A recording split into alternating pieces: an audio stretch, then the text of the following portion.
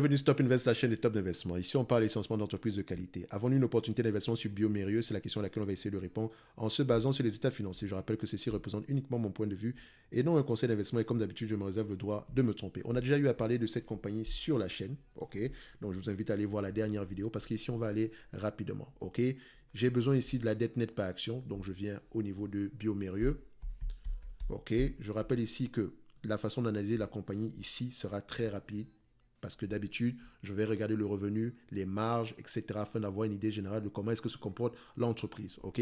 Donc, on a déjà eu à le faire. Donc, je vois à peu près quel type d'entreprise on a présentement. Donc, je vous renvoie sur la dernière vidéo sur cette compagnie-ci. Donc, j'ai besoin de la dette nette. Ok, vu que c'est une compagnie européenne, vous savez que la dette nette, il est préférable d'aller la regarder sur Yahoo Finance, mais ici, elle a du cash net, donc c'est correct. Donc, c'est près de 40 millions ici, on ne va même pas le mentionner ici. Donc, elle n'a pas de dette nette. Donc, une fois que c'est le cas, une fois que je l'ai identifié, je vais regarder les net income et les free cash flow si on parle le même langage. Est-ce qu'on va dans le même sens? Je prends ça. Je vous constate ici que les net income ont tendance à être plus élevés que les free cash flow. C'est bien.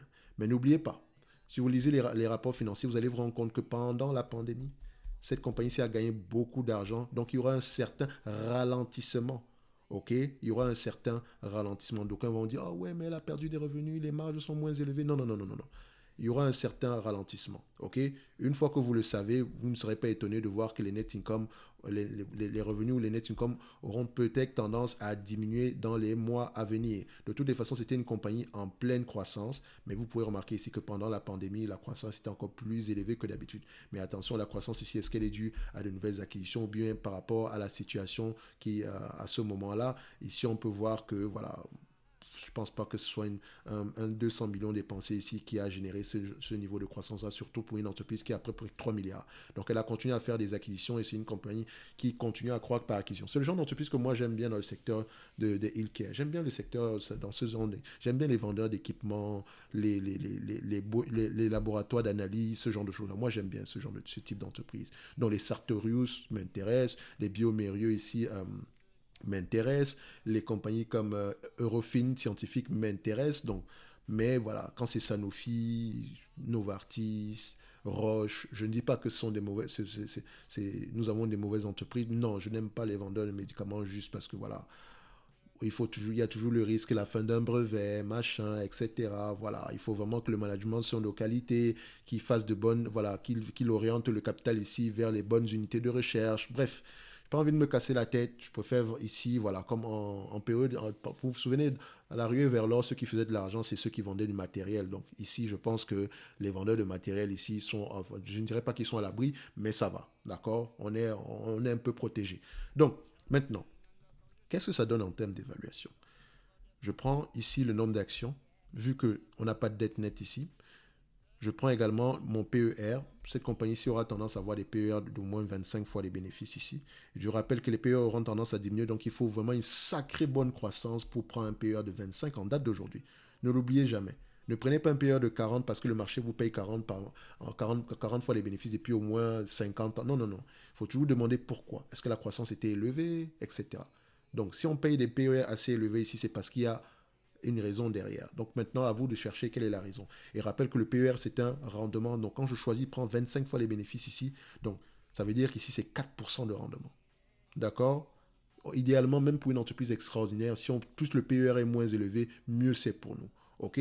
Donc ici, maximum 25 fois les bénéfices. Et je suis assez généreux. D'accord? Donc en termes de PE, il faut vraiment prendre trois hypothèses différentes. Donc, si mon maximum est de 25 fois les bénéfices, mon minimum sera de 17 fois les bénéfices. Donc, je ferai 17, 20 et 25. Et de toutes les façons, je vais essayer de réfléchir en termes de rendement. Donc, je pourrais avoir un avis à peu près sur, voilà, qu'est-ce qui pourrait m'intéresser ou pas. Donc, je sais déjà que j'aime ce genre d'entreprise ici. Maintenant, en termes d'évaluation, qu'est-ce que ça donne? Les analystes, est-ce qu'ils ont tendance à avoir raison ici? Quand je regarde l'analyse scorecard, oui. 2 tiers du temps, ils ont raison. Plus que 2 tiers du temps, même d'ailleurs. Sur une période de 2 ans, c'est correct. OK? Et quand on regarde ici sur les 5 dernières années, à peu près, ils ont tendance à avoir raison. C'est correct. Maintenant, qu'est-ce que ça donne? En 2023, on s'attend à quoi? En 2023, on s'attend à 3,84 € par action. Fois 20 fois les bénéfices, ça donne ici 76,80. Ça, c'est 2023. D'accord? Maintenant, vu que c'est une compagnie de croissance, le bénéfice net aura tendance à croître, etc. et que les analystes ont tendance à avoir raison par rapport aux prévisions sur les bénéfices nets ici. Donc, c'est un business assez prévisible. Si le 4,455 attendu en 2025 se réalise au minimum, d'accord, par rapport au PER actuel, excusez-moi, j'ai pris par rapport à 25 fois les bénéfices, excusez-moi, on aura un prix aux alentours des 113, 114 dollars l'action. OK? Ici, par rapport à 2023, j'avais pris 20 fois les bénéfices, excusez-moi. Donc, vous voyez que mon cerveau refuse même de payer plus que 20 fois les bénéfices. Donc, on va prendre 25 fois les bénéfices, ça donne ici 96. D'accord? À 25 fois les bénéfices, donc avec un rendement de 4% ici, ça donne ici, le prix ici est de 96 euros. OK?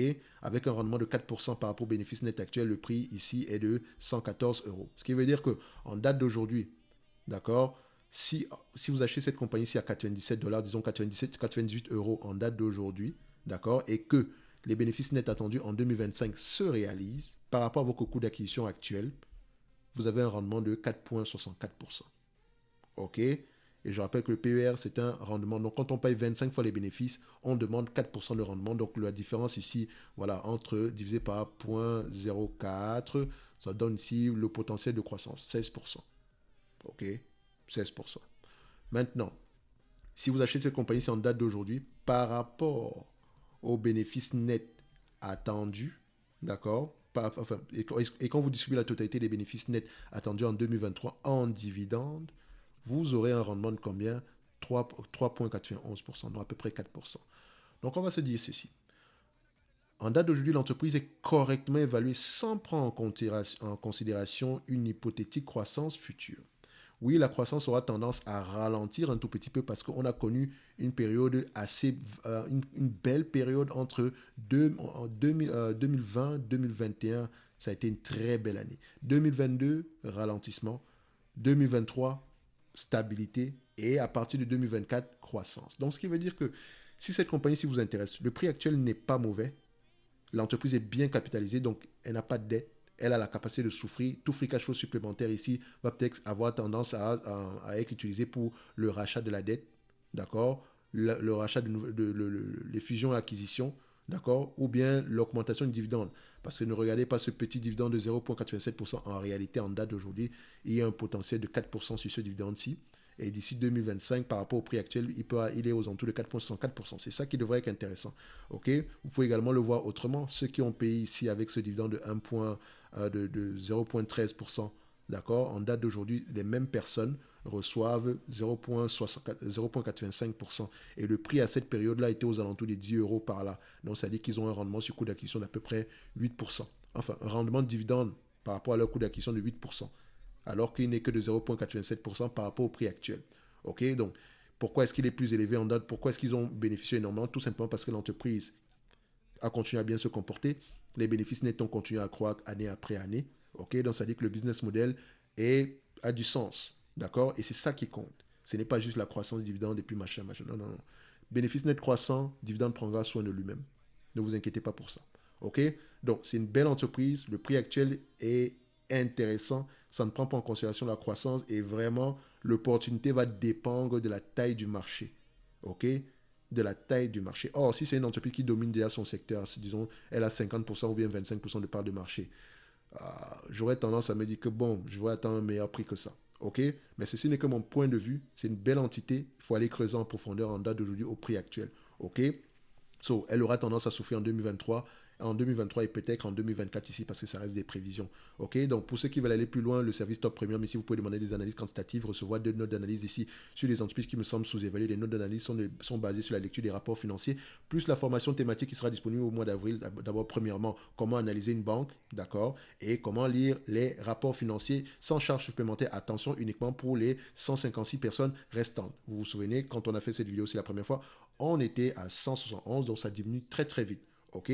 Donc, ça s'arrête au mois de mars, d'accord? Une fois que le mois de mars est arrivé, c'est bouclé. Et la formation ici aura un prix individuel une fois disponible ici. Donc, ce qui est sûr, ça sera plus élevé que le prix affiché ici pour quelque chose où vous obtenez des services supplémentaires. OK?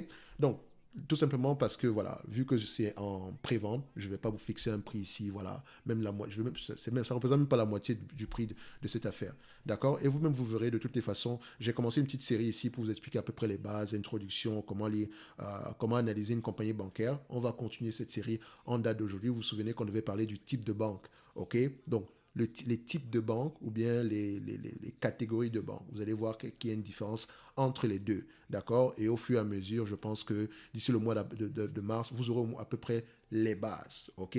Par rapport à à quoi ressemble à peu près une banque, comment est-ce que c'est constitué, que ce soit au niveau du bilan ou etc. Je ne vais pas tout vous donner, je vous donnerai voilà, les grandes lignes et l'essentiel, on va la retrouver dans la formation. Ok, ça sera simple à comprendre la formation. Ne vous inquiétez pas, n'ayez pas peur. C'est pas difficile à analyser, mais je n'aime pas les banques personnellement, mais ce n'est pas compliqué non plus. Ok, donc c'est pas compliqué pour celui qui veut prendre le temps nécessaire afin de pouvoir regarder ça en profondeur. Ok, donc on va se donner rendez-vous sur la prochaine vidéo et d'ici là, portez-vous bien. Merci.